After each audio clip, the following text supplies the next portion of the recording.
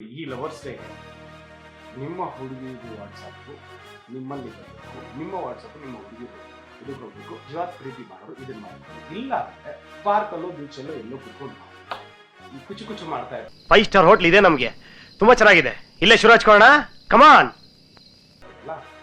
ಆವಾಗ ಮನ್ಸು ಬಿಚ್ಚಿ ಮಾತಾಡ್ತಾರೆ. ಏನಂತ ಹೇಳಿ, ನೋಡಮ್ಮ ಇದು ನ್ಯೂಸ್, ನಿಮ್ದು ನಂದು ಇಷ್ಟ ಇಲ್ಲ, ಅಗ್ರಿಮೆಂಟ್ ಆದ್ರೂ ನಾವು ಮಾಡ್ತಾ ಇರೋದು ಪ್ರೀತಿ ಪ್ರೇಮ ಎಲ್ಲ ಪುಸ್ತಕದ ಬದನೆ ಪ್ರೀತಿ ಪ್ರೇಮ ಅನ್ನೋದು ಪುಸ್ತಕದ ಬದನೆಕಾಯಿ. ಇದು ನಿನಗೂ ಬೇಕು ನನಗೂ ಬೇಕು, ನಾವು ಇದನ್ನ ಮಾಡ್ಕೊಳ್ಳೋಣ, ಆಮೇಲೆ ನೀನು ಹೋಗಿ ಕಂಪ್ಲೇಂಟ್ ಕೊಡೋಣ, ನಾನು ಹೋಗಿ ಕಂಪ್ಲೇಂಟ್ ಕೊಡೋಣ ಅಂತ ಹೇಳಿದ್ರು ಒಂದು ಓಕೆನಾ. ಅಗ್ರಿಮೆಂಟ್ ಹಾಕೊಳ್ಳಿ, ಮೀನ್ಸ್ ಅಗ್ರಿಮೆಂಟ್ ಹಾಕೊಳ್ಳಿ. ಹುಡುಗರಲ್ಲಿ ಜಾಗೃತವಾಗಿರಿ. ನಾನು ಏನ್ ಹೇಳ್ತೀನಿ ನಿಮಗೆ ಅಂದ್ರೆ, ಅಡಿಕ್ಟ್ ಆಗೋದು ತುಂಬಾ ಈಸಿ ಹೆಣ್ಣು ಮಕ್ಕಳಿಗೆ ಆ ಪ್ರೀತಿಗೆ, ಬಟ್ ಅದರಿಂದ ಹೊರಗೆ ಬರೋದು ಇರುತ್ತಲ್ಲ, ಅದು ಎಲ್ಲಿವರೆಗೂ ತಗೊಂಡೋಗುತ್ತೆ ನಿಮ್ಗೆ ಅಂದ್ರೆ ಸಾಯೋವರೆಗೂ ತಗೊಂಡೋಗುತ್ತೆ. ಹುಚ್ಚು ಪ್ರೀತಿಯನ್ನು ಹಚ್ಚಿಕೊಂಡನಲ್ಲ. ಸೊ ಅಡಿಕ್ಟ್ ಆಗ ನೀವು ತಂದೆ ತಾಯಿ ಪ್ರೀತಿಗೆ ಅಡಿಕ್ಟ್ ಆಗ. ವ್ಯಾಲೆಂಟೈನ್ಸ್ ಯಾರ್ಯಾರು ಎಲ್ಲೆಲ್ಲಿ ಹೊದೆಯಲ್ಲಿ ಎಲ್ಲೆಲ್ಲೋ ಪಾರ್ಕಲ್ಲಿ ಬೀಚಲ್ಲಿ ಓಯೋ ರೂಮಲ್ಲಿ ಎಲ್ಲೆಲ್ಲೋ ಎಲ್ಲ ಎಲ್ಲರಿಗೂ ಇದು ತಲುಪಲಿ. ಗಂಡಸರು ನಾವು ತಾಲಿ ಕಟ್ತಾ ಇದೀವಿಲ್ಲ, ಸಾಕಷ್ಟು ಹೆಣ್ಣು ಮಕ್ಕಳಿಗೆ ನಾವು ತಾಲಿ ಕಟ್ತಾ ಇಲ್ಲ. ಹೆಣ್ಣು ಮಕ್ಕಳಿಗೆ ತಾಲಿ ಕಟ್ತಾ ಇಲ್ಲ, ಸಮಸ್ಯೆಗೆ ತಾಲಿ ಕಟ್ತಾ ಇದ್ದೀವಿ. ಬೀದಿಲಿ ಹೋಗೋ ಮಾರಮ್ಮ ಮನೆಗಂಟ ಬಾರಮ್ಮ ಅಂತ ಗಾದೆ ಇದೆಯಲ್ಲ,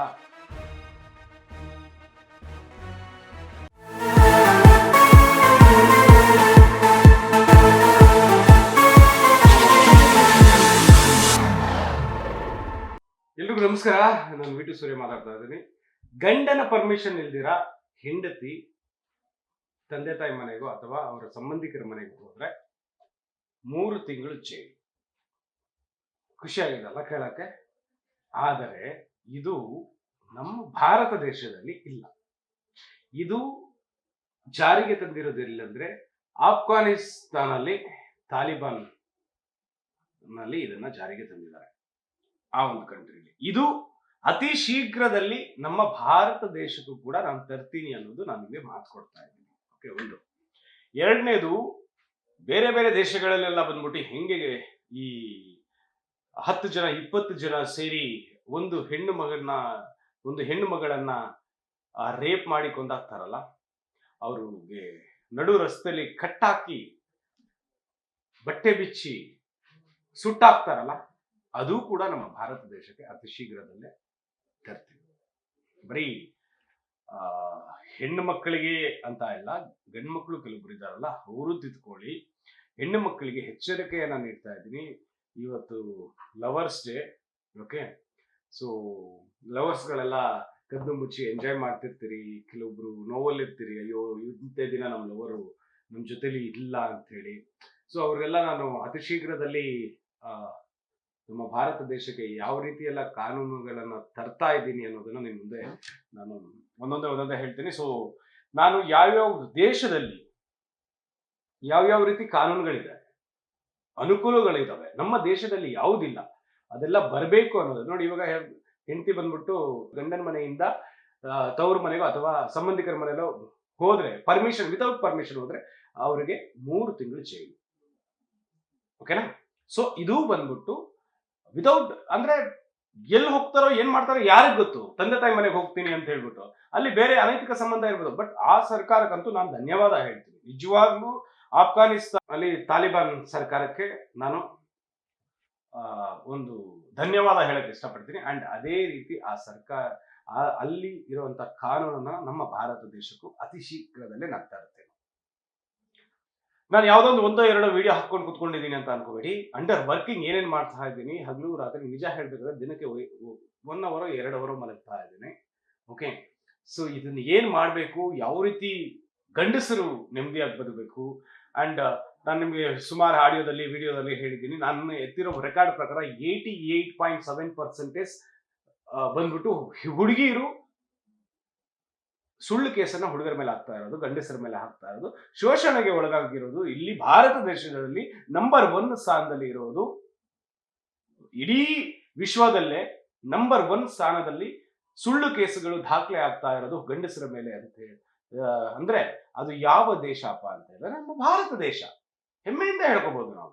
ನಮ್ಮ ಭಾರತ ದೇಶದಲ್ಲಿ 88.7% ಆಸ್ ಪರ್ ಎ ಲಾ ಪ್ರಕಾರ, as per A government record ಪ್ರಕಾರ ಕೆಲವೊಂದು ಅದು ಏನ್ ಹೇಳ್ತಾರೆ, ಕೆಲವೊಂದು ಬಂದ್ಬಿಟ್ಟು ದಾಖಲೆ ಇಲ್ದಿರೋದು, ಅಂದ್ರೆ ಅಲ್ಲಲ್ಲೇ ಸೆಟಲ್ಮೆಂಟ್ ಆಗಿ ಹೋಗೋದು, ಕೆಲವೊಂದು ರಿಜಿಸ್ಟರ್ ಆಗದೆ ಇರುವಂತದ್ದು, ಆ ತರ ನೋಡ್ಕೊಳಕ್ ಹೋದ್ರೆ ಮೇ ಬಿ ಐ ಥಿಂಕ್ 90%ಗಿಂತ ಅಬೋವ್ ಅಥವಾ 95%ಗಿಂತ ಅಬೋವ್ ಇರಬಹುದು. ಸೊ ಇನ್ಮೇಲೆ ಈ ಹೆಣ್ಣು ಮಕ್ಕಳ ಆಟಕ್ಕೆ ಬ್ರೇಕ್ ಹಾಕ್ಬೇಕಾರೋದೇ ನನ್ನ ಗುರಿ.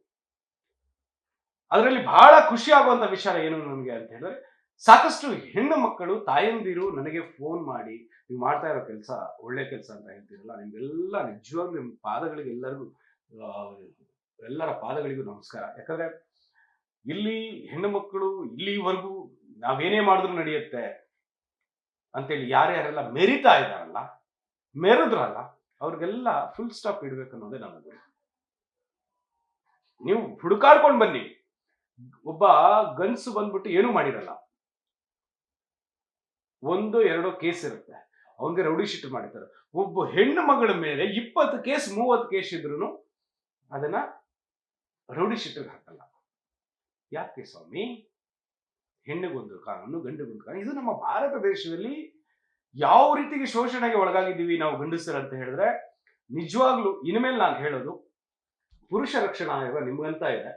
ಯಾರು ಸಾಯೋಕೆ ನಿರ್ಧಾರ ಮಾಡಬೇಡಿ, ಯಾರು ಡಿಪ್ರೆಷನ್ಗೆ ಹೋಗ್ಬೇಡಿ, ಯಾರೂ ಬಂದ್ಬಿಟ್ಟು ಏನಪ್ಪಾ ನಮ್ಮ ಜೀವನ ಹಿಂಗಾಯ್ತು ಅಷ್ಟೇನಾ ಅಂತೇಳಿ ಯೋಚನೆ ಮಾಡೋದೆಲ್ಲ ಬಿಟ್ಬಿಡಿ. ನನ್ನ ಕೈಯಿಂದ ನೋಡಿ, ನಾನು ಹೇಳ್ತೀನಿ, ಕೆಲವೊಬ್ರು ಹೆಸರು ಹೇಳಕ್ ಇಷ್ಟ ಪಡಲ್ಲ. ನಮ್ಮ ದೇಶಕ್ಕೆ ಸ್ವಾತಂತ್ರ್ಯ ತಂದುಕೊಟ್ಟಿದ್ದು ಒಬ್ಬ ಗಂಡಸೆ, ಮಹಾನ್ ಭಾವರು. ನಮ್ಮ ಸಂವಿಧಾನ ಬರೆದವರು ಕೂಡ ಮಹಾನ್ ಭಾವರು ಒಬ್ಬ ಗಂಡಸೆ. ಸೊ ನಮಗೆ ಬೆಂಗಳೂರನ್ನ ಕಟ್ಟಿದವರು ಮಹಾನ್ ಭಾವರು ಒಬ್ಬ ಗಂಡಸೆ. ಈ ರೀತಿ ಈ ಡ್ಯಾಮ್ಗಳಿಂದ ಹಿಡಿದು ಮತ್ತೊಂದು ಅದಕ್ಕಂತ ಹೆಣ್ಮಕ್ಳ ಪಾತ್ರ ಇಲ್ವಾ ಅಂತ ನಾನು ಹೇಳ್ತಾ ಇಲ್ಲ. ಹೆಣ್ಮಕ್ಳ ಪಾತ್ರ ಎಷ್ಟಿದೆ, ಗಂಡ್ ಮಕ್ಳ ಪಾತ್ರ ಎಷ್ಟಿದೆ ಅಂತ ನೋಡಿ. ಸೊ ಹಾಗಿರ್ಬೇಕಾದ್ರೆ ನಾನು ಒಬ್ಬ ಗಂಡಸಾಗಿ ಹೇಳ್ತಾ ಇದ್ದೀನಿ, ಇನ್ಮೇಲೆ ಯಾವ ಗಂಡಸರು ಸಾವಿಗೆ ಶರಣಾಗಬೇಡಿ, ಯಾರೂ ಇಷ್ಟೆಲ್ಲ ಜೀವನ ಅಂತೇಳಿ ನೊಂದು ಹೋಗೋದು, ಕೊರಗೋದು ಕೆಲಸ ಮಾಡಬೇಡಿ. ಓಕೆ, ನಾನು ಕಾನೂನು ಅಡಿಯಲ್ಲಿ, ಕಾನೂನಲ್ಲಿ ಏನೆಲ್ಲ ಬದಲಾವಣೆಗಳು ಬೇಕು ಅದು ನನಗೋಸ್ಕರ ಮಾಡ್ತಾ ಇಲ್ಲ, ನಮ್ಮ ಭಾರತ ದೇಶದ ಪ್ರತಿಯೊಬ್ಬ ನೊಂದ ಪುರುಷರಿಗಾಗಿ ನಾನು ಅದನ್ನ ಮಾಡ್ತಾ ಇದ್ದೀನಿ. ಎಷ್ಟೋ ತಾಯಿಂದಿರ ಕಣ್ಣೀರನ್ನ ಒರೆಸುವಂತ ಕೆಲಸ, ಎಷ್ಟೋ ಗಂಡು ಮಕ್ಕಳ ಬದುಕಲ್ಲಿ ಬೆಳಕು ಕಾಣುವಂತ ಕೆಲಸ ಈ ಪುರುಷ ರಕ್ಷಣಾ ಆಯೋಗ ಮಾಡುತ್ತೆ ಅಂತ ಹೇಳಿ ನಿಮ್ಗೆ ಆ ನಂಬಿಕೆ ಇರಲಿ. ಸಾಕಷ್ಟು ಬಾರಿ ಹೇಳಿದ್ದೀನಿ, ಇನ್ನೂ ಹೇಳ್ತೀನಿ, ನಾನು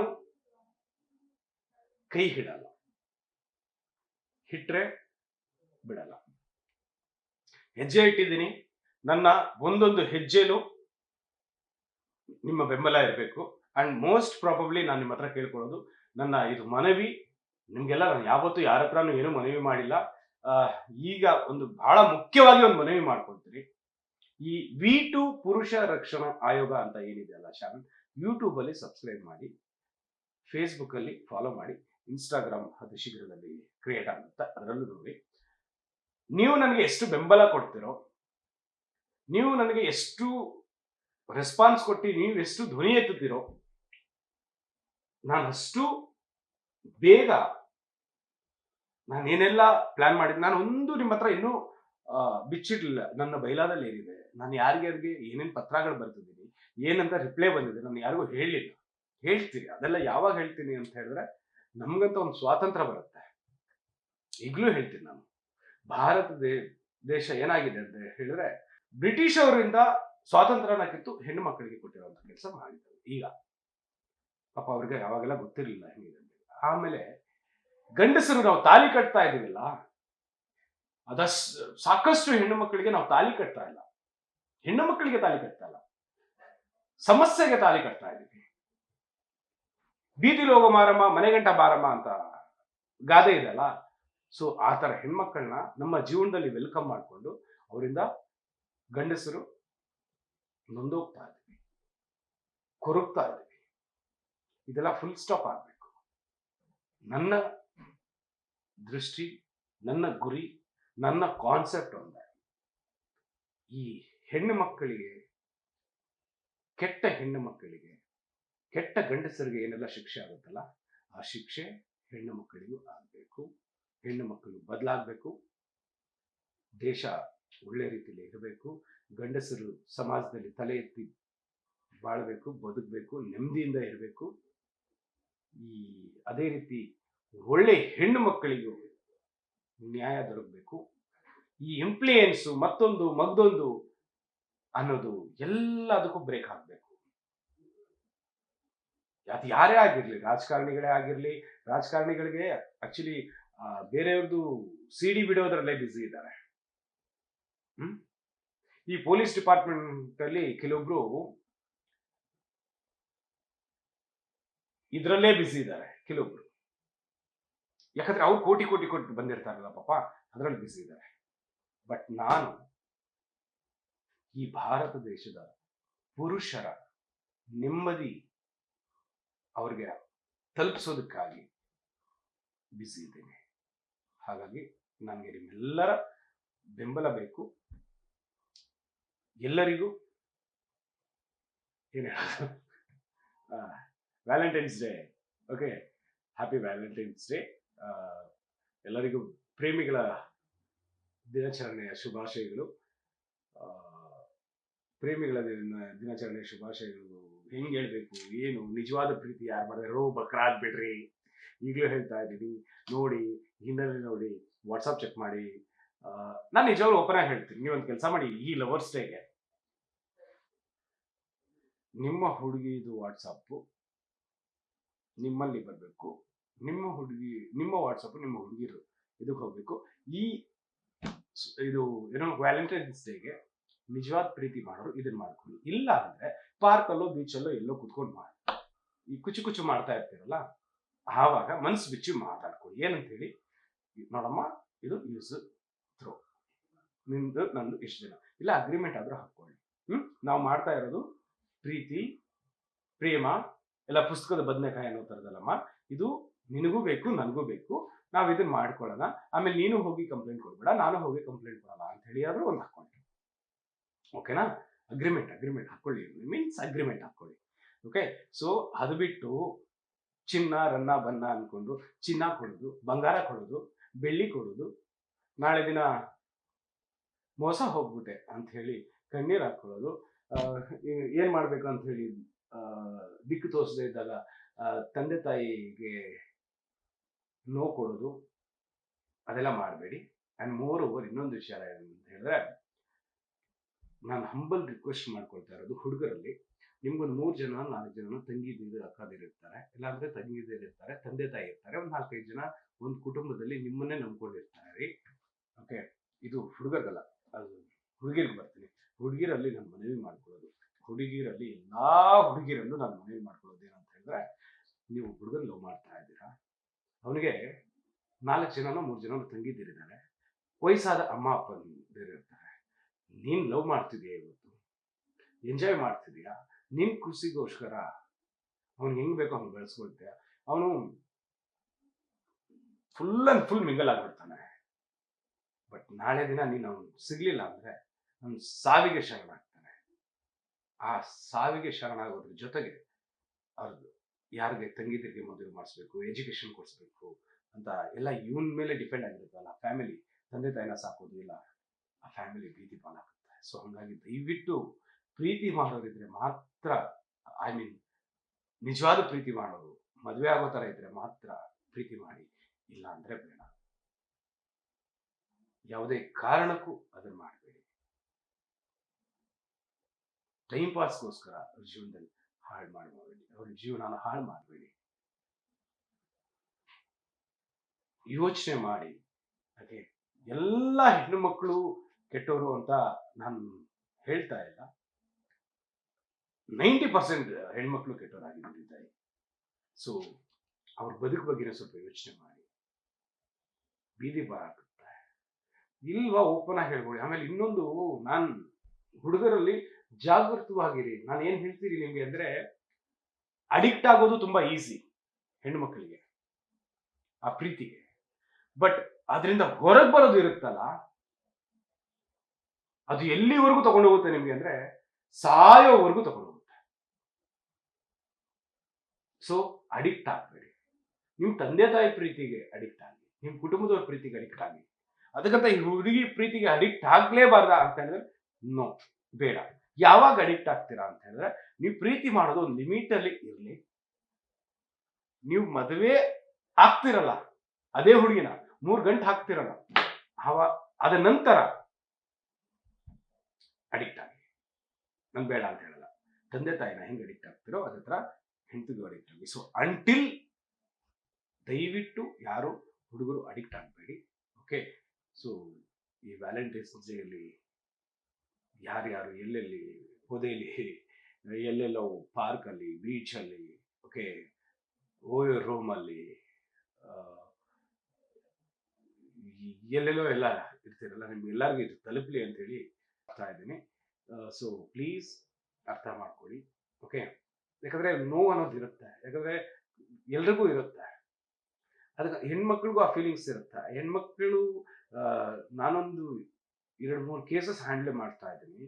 ಆ ಇಬ್ಬರು ಹೆಣ್ಮಕ್ಳು ಹೆಂಗಿದ್ದಾರೆ ಅಂತ ಹೇಳಿದ್ರೆ, ಬದುಕ್ರೆ ಅವನ ಜೊತೆ ಸರ್, ಇಲ್ಲ ಅಂದ್ರೆ ನನ್ನ ಸಾವು ಫೈನಲ್ ಇದೆ ಅಂತ ಇಬ್ಬರು ಹೆಣ್ಮಕ್ಳಿದ್ದಾರೆ. ನನಗೆ 1,000 ಜನ